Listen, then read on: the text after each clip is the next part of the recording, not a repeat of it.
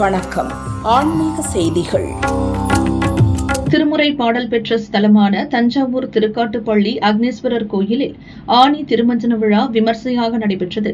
இதை முன்னிட்டு நடராஜருக்கு பால், தேன், இளநீர், சந்தனம், பன்னீர் உள்ளிட்ட வாசனை திரவிய அபிஷேகம் செய்தனர்.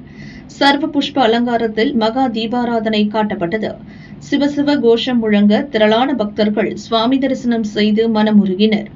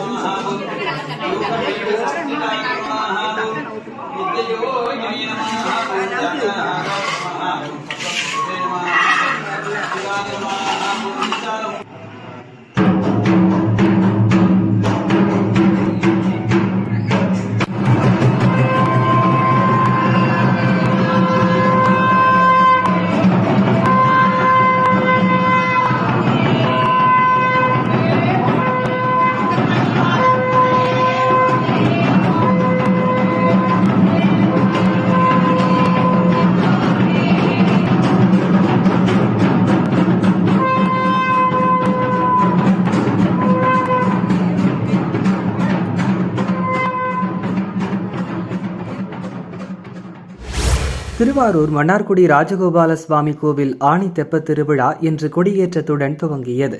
முன்னதாக திருக்கல்யாண அலங்காரத்தில் உற்சவர் ராஜகோபால சுவாமி எழுந்தருளினார். வேத மந்திரங்கள் முழங்க கருட வாகனம் பொறிக்கப்பட்ட கொடிப்பட்டம் தங்க கொடிமரத்தில் ஏற்றப்பட்டது.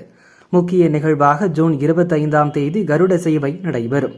சிகர நிகழ்ச்சியாக தமிழகத்தின் மிகப்பெரிய தெப்பக்குளமான ஹரித்ரா நதி குளத்தில் ஜூன் 30ஆம் தேதி தெப்ப உற்சவம் நடைபெறும். கோவிந்தா கோஷம் முழங்க திரளான பக்தர்கள் கொடியேற்றத்தில் கலந்து கொண்டு சாமி தரிசனம் செய்தனர்.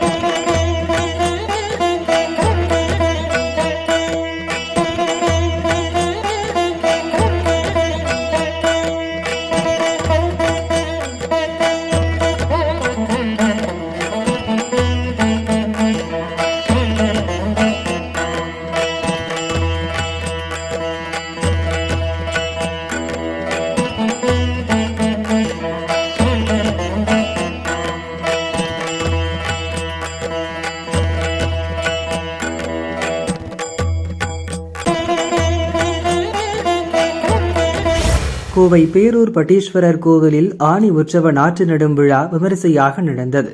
கடந்த ஜூன் 13ஆம் தேதி கொடியேற்றத்துடன் திருவிழா துவங்கியது. தினமும் சுவாமி பல்வேறு வாகனங்களில் வீதி உலா வந்து அருள் பாலித்தார். சிகர நிகழ்ச்சியாக இன்று கோவில் வளாகத்தில் பொன் ஏர் பூஜை நடந்தது. வெள்ளி ரிஷப வாகனத்தில் கேதாரீஸ்வரர் வேளாளர் மடத்தில் எழுந்தருளினார். வயலில் இறங்கி பக்தர்கள் குலவையிட்டு சென்னல் நாற்று நட்டனர். தொடர்ந்து சுந்தரமூர்த்தி நாயனார் வயலுக்கு எழுந்தருளி பொருள் வேண்டுதல் விண்ணப்பம் வைக்கப்பட்டது. சிவசிவ கோஷம் முழங்க திரளான பக்தர்கள் சுவாமி தரிசனம் செய்து மனமுருகினர்.